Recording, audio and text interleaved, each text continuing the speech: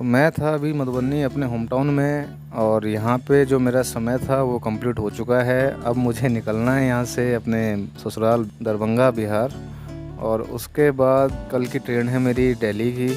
Wife को और अपनी बिटिया को लेने मैं बिहार आया था, और इनको लेके मैं अभी ससुराल जा रहा हूँ। ससुराल में मैं रात भर रुकूँगा। कल शाम की मेरी ट्रेन है दरभंगा सिटी से, तो मैं जा रहा हूँ दरभंगा ससुराल अपने, तो रात भर वहाँ रहना है। और कल की ट्रेन है दिल्ली के लिए दरभंगा से। नज़ारे आप देखिए, ये बिहार मधुबनी के नज़ारे हैं। और यहाँ से ये देखिए औंसी है, यहाँ से हमने लेना है राइट कट और सीधे हमने जाना है यहाँ से सीधे वाया कमतौल हमें जाना है भरवाड़ा सिंहवाड़ा के रूट पे। यहाँ से आपको रास्ते में विद्यापति जी का जन्मस्थल भी मिलेगा। मैथिल कोकिल विद्यापति जी को बोला जाता था। अपने वातावरण के हिसाब से लोगों ने घर बनाए हुए हैं। कहीं कहीं आपको पक्की कंस्ट्रक्शन दिख रही होगी और मोस्टली आपको फूस के घर देखने को मिल रहे होंगे। जगह तो बहुत ही लाजवाब है, शांति है, सुकून है, अच्छी हवा है, अच्छा खाना पीना है। समस्या एक ही है कि रोज़गार नहीं है। बिहार के रीजन का पानी जो है वो बहुत ही लाजवाब है। कभी भी अगर आप आते हैं तो आप ये फील करेंगे यहाँ पे कि आपको सुबह सुबह ही भूख यहाँ पे लग जाती है। मतलब मेरे साथ तो ऐसा होता है कि जब भी मैं बिहार में होता हूँ तो मुझे 7 साढ़े 7 बजे नाश्ता करना ही पड़ता है। ये ऑटोमेटिक ही है कि 5 साढ़े 5 आपकी नींद खुल जानी है, और जैसे ही आप वॉशरूम जाएंगे तो आपका भूख बड़ी जोरों की आपको लगने वाली है। तो उसको बड़ा मज़ा आ रहा है मेरी बेटी को घूमने में। एक बार भी ये रोई नहीं है जब से ऑटो में बैठी है। अर्ली सुबह यहाँ दिन शुरू हो जाता है। पंछी है, पंछी आपको सुबह ही उठा देते हैं। वो इतनी वो बातें करेंगे पंछी आपस में कि आपको उठना ही पड़ेगा। तो आप चाह के भी ज़्यादा देर यहाँ पे नहीं सो सकते हैं। डेवलपमेंट की बहुत ज़रूरत है इस रीजन को। रोड वगैरह का इंफ्रास्ट्रक्चर तो बहुत अच्छा है, आप देख पा रहे हैं। रोड वगैरह की कोई टेंशन नहीं है। बाढ़ के टाइम पे यहाँ बहुत सारी दिक्कतें आती हैं। जुलाई से यहाँ पे बारिश पीक पे होती है। बहुत सारे रीजन्स मधुबनी, दरभंगा, बिहार, सुपौल, सीतामढ़ी इनको डुबा देती है। फिर ये पानी दरभंगा में भी तबाही मचाता है। इस बाढ़ पे कंट्रोल करना बहुत ज़रूरी है। कंट्रोल आप नेचुरल चीज़ों पे तो नहीं कर सकते हैं, लेकिन जो हम कर सकते हैं पानी का रूट हम बदल सकते हैं। तो ये विद्यापति जी का जन्म स्थान है, देख पा रहे होंगे। बिस्फी गांव में हम आ गए हैं। राइट में आपने देखा होगा कि ये विद्यापति जी का जन्मस्थल है। तो यहाँ से हमारी मंजिल करीब 20 किलोमीटर और है। तो देखिए क्या लाजवाब नज़ारा है। आम के पेड़, बांस, केले यहाँ पे आपको भरपूर मात्रा में देखने को मिलेंगे। मिट्टी तो इतनी उपजाऊ है कि आप बिना खाद पानी के भी चीज़ें यहाँ पे ठीक ठाक उपज हो जाती है। आम भी सीजनल अच्छे खासे हो जाते हैं, फसलें भी ठीक ठाक हो जाती हैं। 3 महीने 4 महीने साल में इश्यूज़ रहते हैं। तो ये आप देख सकते हैं कि हम कितनी ऊंचाई पे हैं। ज़मीन लेवल से देखिए कितने ऊपर हैं। ये किसी नदी की धारा है जिसको हम धार बोलते हैं। तो करीब करीब मुझे लगता है कि 70-80 फुट हम ज़मीन के ऊपर हैं। और ये लेफ़्ट राइट का जो एरिया देख रहे हैं, ये बाढ़ के टाइम पे पूरा ही ये भरा रहता है पानी से। तो अभी तो मार्च का महीना है तो आपको पानी नहीं देखने को मिल रहा है। यही जो अगर जुलाई अगस्त का महीना होता, पूरा इसमें पानी ही पानी, आपको जहाँ तक आपकी निगाह जाती है वहाँ तक आपको पानी ही देखने को मिलने वाला था। लेकिन इस टाइम तो चलो पानी नहीं है। इस टाइम तो लोगों की फसलें कटी हैं। मिथिला मखाना को जियो टैगिंग मिल गई है। मिथिला पेंटिंग्स, उस पर भी कोई ख़ास देखने को मिल नहीं रहा है कि गवर्नमेंट कुछ उस पर काम करे, लोगों को एजुकेट करे। ऐसा कुछ है नहीं। चीज़ें जो हैं वो गाँवों तक ही सिमट के रह गई हैं।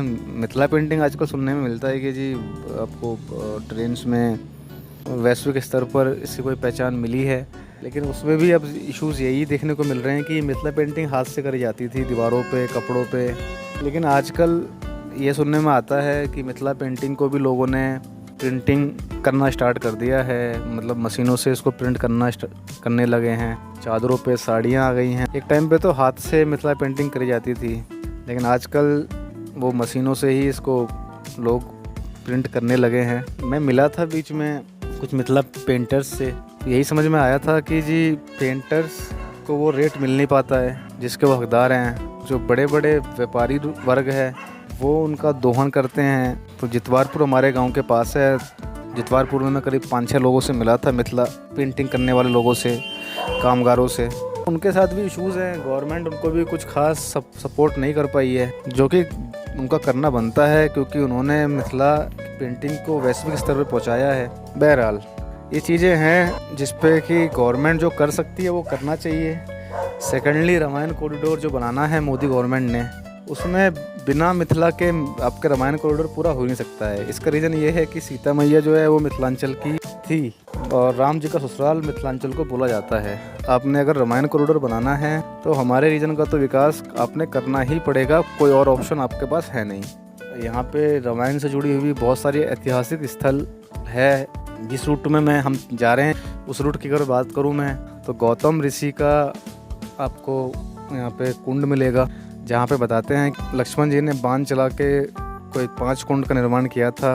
ऋषि गौतम कुंड का जो एरिया है वहाँ बताते हैं कि जी सूखा बहुत पड़ता था, तो गौतम ऋषि ने तपस्या करी थी। तपस्या के बाद लक्ष्मण जी यहाँ आए थे और लक्ष्मण जी ने बाण चढ़ा के कोई 5 कुंड यहाँ पे निकाले थे, जिससे कि इस एरिया को सूखा से निजात मिली थी। अब हम आ गए हैं कमतौल रेलवे स्टेशन की तरफ हम जा रहे हैं। राइट में आप देख पा रहे होंगे पुलिस स्टेशन है कमतौल का। तो रामायण कॉरिडोर की बात कर रहा था मैं तो आपसे कि ऋषि गौतम का यहाँ पे कुंड है, उसी के नियर बाई में अहिल्या स्थान है, जहाँ पे गौतम ऋषि के श्राप से अहिल्या पत्थर की बन गई थी। फिर राम जी के कृपा से वो पत्थर से वो वापस उनको मनुष्य का शरीर मिला था। तो ये दो इंसिडेंट है रामायण के जो इस रीजन में हुए हैं, जिसका कि इस टाइम पे कोई ख़ास ऐसा कोई मार्केटिंग नहीं हो पा रही है, कोई ऐसे टूरिस्ट को हम अट्रैक्ट नहीं कर पा रहे हैं, जिसके रीज़न गवर्नमेंट को भी नहीं पता है कि क्यों नहीं कर पा रहे हैं ये लोग इसको मार्केट। रामायण के पॉइंट ऑफ व्यू से देखेंगे तो ये बहुत ही महत्वपूर्ण घटना है रामायण की। फिर उसी लेन में आप चलेंगे सीधे तो सीतामढ़ी आता है, जहाँ पे सीता मैया ज़मीन से निकली थी। तो ये पूरी जो बेल्ट है ये रामायण बेल्ट ही है। जो रामायण कॉरिडोर है वो इसके बिना अधूरा है। गौतम ऋषि का आश्रम, अहिल्याबाई जहाँ पे पत्थर से इंसान बनी थी, तो राम जी के पग इस क्षेत्र में पड़े हैं। तो इन चीज़ों का जब तक हम डेवलपमेंट नहीं करेंगे, अच्छे से डेवलपमेंट नहीं करेंगे, तब तक वो जो पर्पस है रामायण कॉरिडोर का वो कहीं ना कहीं असफल ही देखने में लगता है। आ गए हम कमतौल की क्रॉसिंग में, रेलवे क्रॉसिंग है कमतौल की, देख पा रहे होंगे आप। कमतौल का रेलवे स्टेशन है। यहाँ से हमारी मंजिल है लगभग 10 किलोमीटर। लास्ट ईयर मैं सितंबर अक्टूबर में बिहार में था, तो बिहार के मैं एक बहुत ही ऐतिहासिक स्थल में गया था घूमने के लिए। मधुबनी का बलिराजगढ़ में घूमने के लिए गया था। तो बलिराजगढ़ का किला देखा था। किला तो अभी जमींदोज हो चुका है, ऊपर से मिट्टी आ गई है। बताते हैं कि द्वापर युग का से संबंधित ये बलिराजगढ़ का किला स्थित था, जहाँ पे वामन देवता ने महाराज बलि से 3 पग भूमि मांगी थी। तो दानवीर राजा बलि ने 3 पग भूमि दी थी। 2 पग भूमि में पूरा ब्रह्मांड, पूरी संपत्ति राजा बलि की उन्होंने ले ली थी। तीसरे पग में उन्होंने अपनी छाती पे भगवान को ऑफर किया था कि आप तीसरा पग मेरे छाती में रखें। तो द्वापर युग से रिलेटेड आपके पास चीज़ें हैं, मतलब बिहार के पास चीज़ें हैं, हेरिटेज है। तो उन हेरिटेज साइट्स पे भी कोई डेवलपमेंट है नहीं। अभी मैं देख के आया था बलिराजगढ़, तो कुछ भी आर्कोलॉजिकल सर्वे ऑफ इंडिया ने कोई भी काम नहीं किया है। 2 बार खुदाई हुई, 2 बार खुदाई में चंद्रवंश के सिक्के, मौर्य वंश के कुछ सिक्के चीज़ें उनको मिली थी, लेकिन उसमें फर्दर कोई अनुसंधान किया नहीं आर्कोलॉजिकल सर्वे ऑफ इंडिया ने। वहाँ अगर आप जाएंगे तो आप देख पाएंगे कि जी करीब 100-125 एकड़ का ये प्रांगण है। 125 एकड़ के आसपास का प्रांगण देखने में लगता है, जिसके चारों ओर बाउंड्री है। इशू यही है कि बिहार में है, किसी और स्टेट में होता तो उसको कैपिटलाइज करके टूरिस्ट को अट्रैक्ट किया जा सकता था, क्योंकि नेपाल के पास है। हम बिल्कुल नेपाल के बॉर्डर पे हैं। जनकपुर हमारे से करीब 30-35 किलोमीटर, 40 किलोमीटर की एरिया में है मधुबनी से जनकपुर।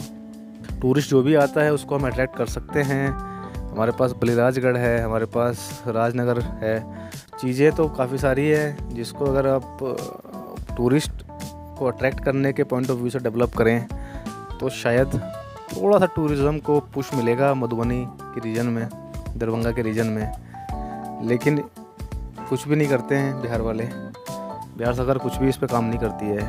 अभी मैं राजनगर के किले में गया था, किले का हाल बहुत ही दयनीय स्थिति में है। किला मरम्मत नहीं है। देख के बड़ा ही दुख होता है कि ये हेरिटेज हमारे पास है, लेकिन उस पर भी कुछ काम हम नहीं कर पा रहे हैं, उसको हम उस हिसाब से नहीं प्रेजेंट कर पा रहे हैं। जो हमारी विरासत में हमको मिला है हम उसको नहीं कैपिटलाइज कर पा रहे हैं। पता नहीं किस धुन में हमारी गवर्नमेंट है। शराब बैन कर दिया, गुटखा बैन कर दिया। और मैं बताऊं आपको कि शराब तो चोरी छुपे लोग पीते हैं। हर गांव में भट्टी लगभग मिल जाती है।